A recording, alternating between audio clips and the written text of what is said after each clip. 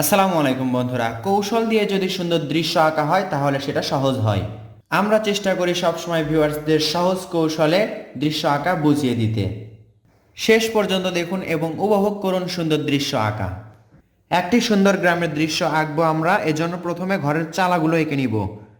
এখানে দেখতে পাচ্ছেন এই ত্রিভুজের মতো করে এদিকে এদিকে, এই তো হলো একটা ঘরের চালা।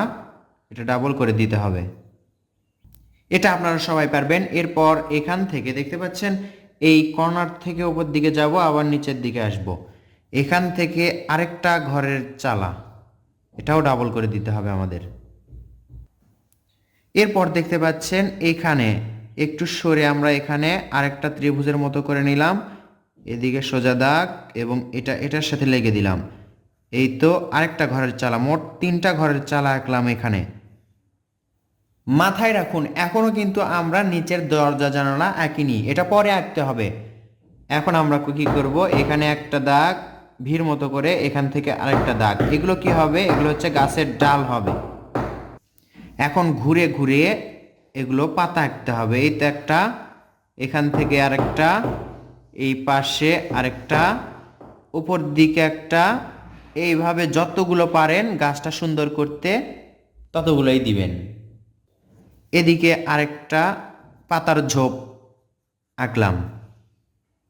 গ্রামের দৃশ্য আঁকছি, কলার গাছের পাতা আঁকবো না, এটাকে কি করে হয়। এই তো কলার গাছের পাতা, একটা পাতা, 2টা পাতা, 3টা পাতা, এদিকে 4টা পাতা। এভাবে ইচ্ছা মতো সহজ কৌশলে আপনি কলার পাতা আঁকতে পারেন। কলার পাতা আঁকা বা কলার গাছ আঁকা অনেক সহজ।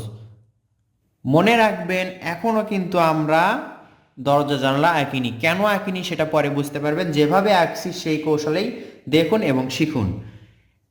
এখন দেখুন এই সোজা, এখানে একটা সোজা দাগ দিলাম, 2টা সোজা দাগ আঁকলাম এভাবে। এরপর এটার মাথা গোল করে দিলাম, এখানে আরেকটা দাগ দিলাম। এখান থেকে কি হবে দেখুন, একটু খেয়াল করলে, অপেক্ষা করলে বুঝতে পারবেন। সোজা একটা দাগ দিব, একেবারে এই দাগের সাথে লেগে দিব। এরপর নিচে আরেকটা দাগ একেবারে এই দাগের সাথে লেগে দিলাম। এখন কি করব, আমরা এই দাগটা ডাবল করব। দাগটা অবশ্যই সোজা হতে হবে, চেষ্টা করতে হবে আস্তে আস্তে করার, তাহলেই সোজা হবে। ডাবল করার পর এখানে এইভাবে, এটা কি হচ্ছে দেখে বুঝতে পারছেন আপনি, এটা হচ্ছে বেড়া, কাঠের বেড়া। হতে পারে বাঁশের বেড়াও, কিন্তু এটা আমি কাঠের বেড়া দিচ্ছি। এই বেড়াটা দিলে দৃশ্যের সৌন্দর্যটা আরো ফুটে উঠবে।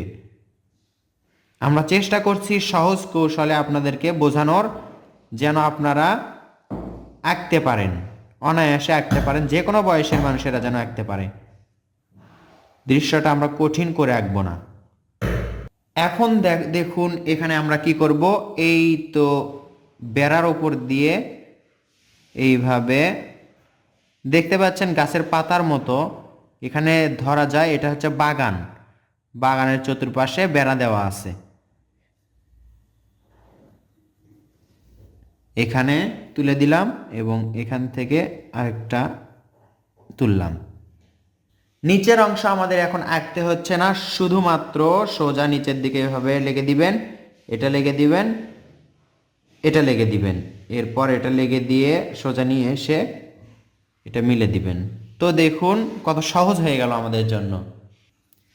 বাকি আছে শুধু এখানে, এখানে একটা সোজা দাগ, এখানে একটু ছোট, এটার থেকে একটু ছোট হবে, এইভাবে লেগে যাবে। এই তো এখন কি করতে হবে, ঘরে দরজা জানালা আঁকতে হবে। এখানে একটা জানালা আঁকলাম, এখানে একটা দরজা, এখানে একটা জানালা, এখানে আমরা দরজা আঁকবো, আর এখানে জানালা, এর মাঝে একটা দাগ আঁকতে পারি। এখন দেখুন এই দাগ দেখতে পাচ্ছেন, এখান থেকে এইভাবে একটু ভাঁজ করে এইভাবে নিচের দিকে আসবো আমরা। এই দাগটা যদি একেবারে এই কর্নার দিকে লেগে দিই ভালো হবে। আবার কি করব, আমরা এখান থেকে একটু ভাঁজ করে এই তো নিচের দিকে আসছি, আর সুন্দর একটা রাস্তা হয়ে যাচ্ছে।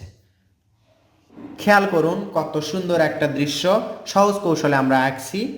এরপর এখান থেকে এই ঘরটা দেখতে পাচ্ছেন, এখানে একটু ফাঁকা ফাঁকা লাগছে, এখান থেকে একটা যদি এইভাবে ভাঁজ করে উপরে দাগ তুলে দিই, আর এখান থেকে আবার একটু নামাই নিয়ে আসি, নিচের দিকে একটু মোটা হবে, নিচের দিকে কি হলো, মোটা হলো।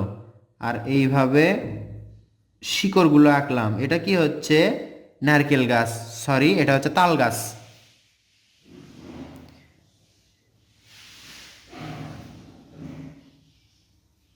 তাল গাছ আঁকা কত সহজ এটাতে দেখে দিব আমরা।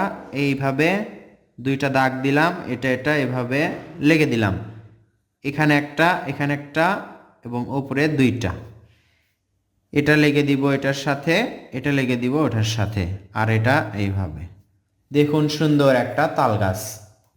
এর মাঝে যদি এইভাবে একটু করে দাগ দেন আরো সুন্দর লাগবে।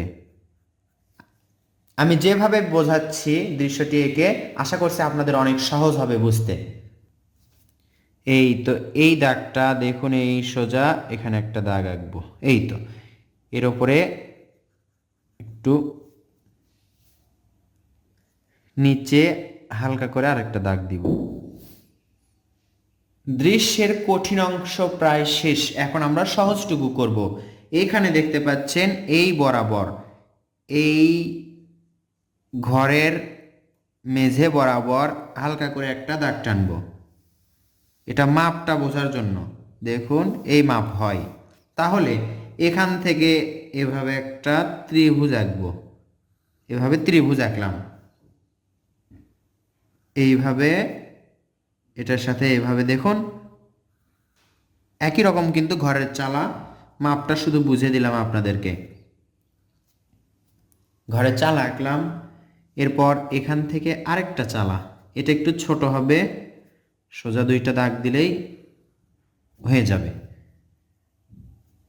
এখান থেকে একটা দাগ দিলাম, এখান থেকে একটা দাগ দিলাম এবং এখান থেকে আরেকটা দাগ দিলাম। তাহলে এটা কি হবে, বারান্দাওয়ালা ঘর। কিভাবে হবে একটু খেয়াল করুন। এখানে আরেকটা দাগ দিলাম, এটা এটার সাথে লেগে দিলাম, এটা এটার সাথে লেগে দিলাম এবং এটা এটার সাথে লেগে দিলাম। তাহলে এখন এই সোজা একটা দাগ যাবে, দাগটা কত দূর যাবে, এই তো দেখতে পাচ্ছেন এই খুঁটিটা এখান থেকে হবে। তাহলে এটার সাথে এটা লেগে দিলাম, আর এই যে বারান্দার নিচের অংশে ডাবল করে দিব, তাহলেই সুন্দর একটা বারান্দাওয়ালা ঘর হলো। অনেকের কাছে এটা কঠিন মনে হয়, কিন্তু না, এটা অনেক সহজ, কৌশল দিয়ে আঁকতে হয়। তাহলে কাছের ঘরটা দূরের ঘরের তুলনায় বড় হলো।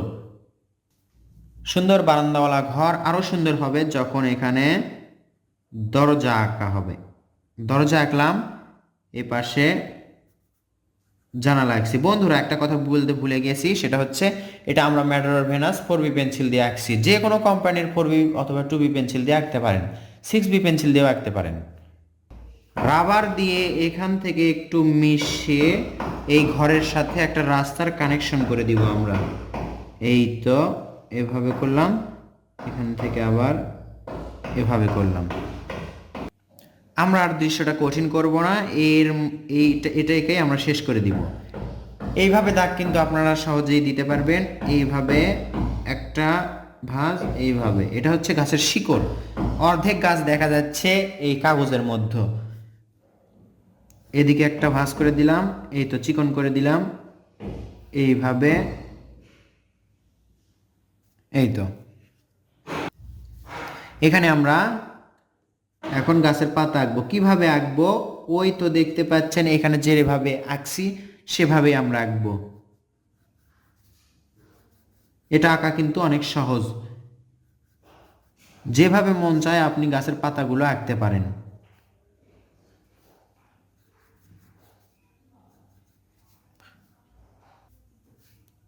উপর দিকে আরো পাতা আছে।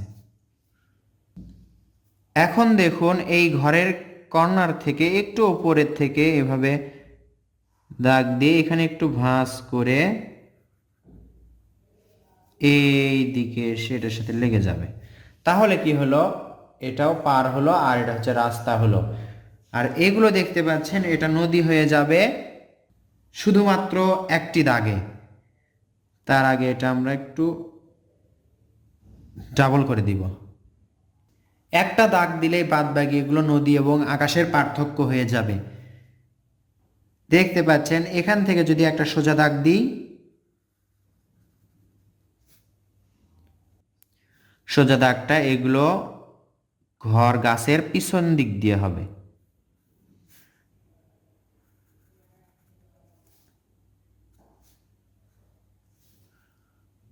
নিশ্চয়ই পার্থক্যটা বোঝা যাচ্ছে, এটা হচ্ছে পার, এটা নদী এবং এগুলো আকাশ।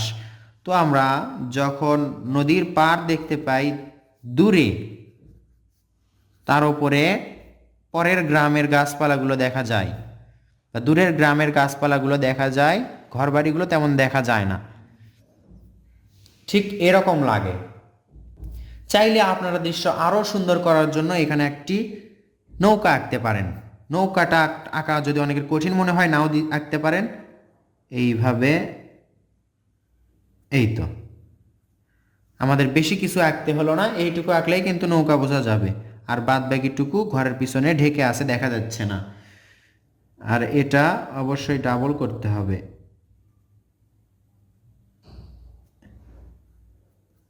আর এটা খুঁটির সাথে আটকে আছে। এই সামনের দিকে দেখতে পাচ্ছি একটু ফাঁকা ফাঁকা লাগছে। এই ফাঁকাটা পূরণ করার জন্য বা সৌন্দর্য বৃদ্ধি করার জন্য আমরা সহজ একটি ফুলওয়ালা গাছ আঁকবো। এইভাবে আপনারা আঁকতে পারবেন।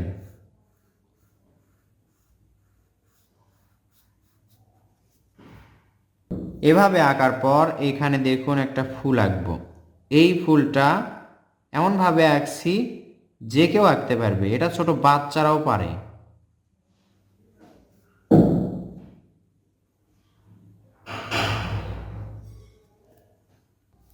আরো দুই একটা ফুল আঁকবো আমরা।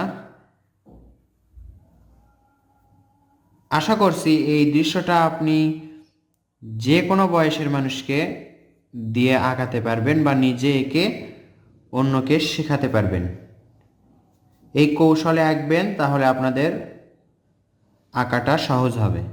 প্রকৃতির রং বুঝে এই দৃশ্যতে আপনারা রং করতে পারেন নিজের ইচ্ছা মতো। দৃশ্যটি আঁকা কেমন লাগলো অবশ্যই আপনাদের কমেন্টের মাধ্যমে আমি জানতে চাচ্ছি। কমেন্ট করে আপনাদের মতামত জানাবেন, ভালো লাগলে লাইক করবেন। ধন্যবাদ সবাইকে, আসসালামু আলাইকুম।